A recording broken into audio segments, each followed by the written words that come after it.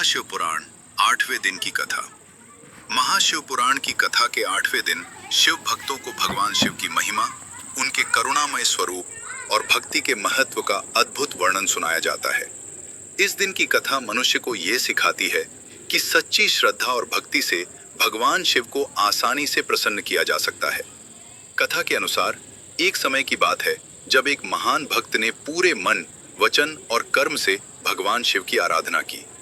वो गरीब था, उसके पास पूजा के लिए विशेष साधन नहीं थे, लेकिन उसका हृदय पूर्ण श्रद्धा से भरा हुआ था। वो प्रतिदिन जंगल से बेलपत्र लाकर शिवलिंग पर चढ़ाता और ओम नमः शिवाय का जाप करता था। धीरे धीरे उसकी भक्ति इतनी प्रबल हो गई कि भगवान शिव स्वयं उसकी परीक्षा लेने के लिए प्रकट हुए। एक दिन भगवान शिव ने एक साधु का रूप धारण किया और उससे भिक्षा मांगी। उस भक्त के पास देने के लिए कुछ भी नहीं था, फिर भी उसने अपने हिस्से का भोजन उस साधु को अर्पित कर दिया। भगवान शिव उसकी निस्वार्थ भावना से अत्यंत प्रसन्न हुए और अपने वास्तविक रूप में प्रकट होकर उसे दर्शन दिए। उन्होंने भक्त से वर मांगने को कहा। भक्त ने धन, वैभव या सुख नहीं मांगा, बल्कि केवल भगवान शिव की भक्ति और उनके चरणों में स्थान मांगा।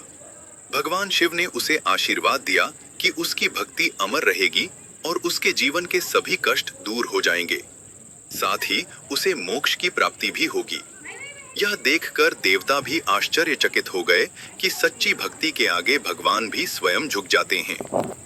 इस दिन की कथा हमें यह सिखाती है कि भगवान शिव को प्रसन्न करने के लिए बड़े बड़े यज्ञ या धन की आवश्यकता नहीं होती, बल्कि सच्चे मन से की गई पूजा ही सबसे महत्वपूर्ण है। सच्ची भक्ति सबसे बड़ी शक्ति है। भगवान शिव अपने भक्तों की हर मनोकामना पूर्ण करते हैं। निस्वार्थ सेवा और प्रेम से भगवान जल्दी प्रसन्न होते हैं। जो भी श्रद्धा और विश्वास के साथ भगवान शिव की पूजा करता है, उसके जीवन से दुख और संकट दूर हो जाते हैं और उसे सुख, शांति और मोक्ष की प्राप्ति होती है। हर हर महादेव।